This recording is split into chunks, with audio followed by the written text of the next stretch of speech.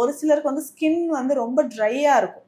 So அவங்க வந்து ஒரு 2 or 3 டைம்ஸ் திரும்ப திரும்ப ரிப்பீட்டடா சோப்லாம் யூஸ் பண்ணுவாங்க. ஸோ ஃபர்ஸ்ட் ஒரு வாட்டி குளிச்சிருவாங்க, திரும்ப ஒரு வாட்டி சோப் போட்டு ஸோ அந்த மாதிரி பண்ணக்கூடாது.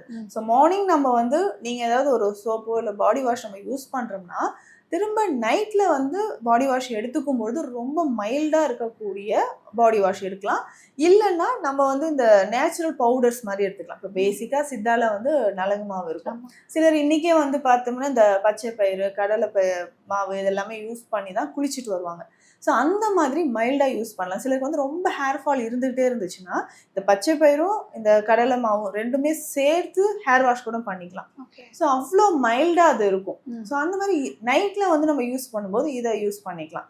இல்லைங்க எனக்கு ஸ்கின்ல வந்து ரொம்ப ஆயிலி ஸ்கின், ஸோ நான் இதெல்லாம் யூஸ் பண்ணா எனக்கு வந்து திரும்பவும் ஒரு குளிச்ச மாதிரியே இருக்காது அப்படின்னு ஃபீல் பண்ணாங்கன்னா அதற்கு ஏற்ற மாதிரி ஹெர்பல்ஸ் வந்து நம்ம யூஸ் பண்ணிக்கலாம். இப்போ பேசிக்கா நம்ம இந்த 2 ஹெர்பல் வந்து யூஸ் பண்றோம்னா இதுல மாற்றா வந்து பார்த்தோம்னா வெட்டிவேர், விளாமிச்சி வேர், ஸோ இது வந்து கார்போக அரிசி, பூலாங்கிழங்கு இது எல்லாமே சேர்த்துக்கலாம்.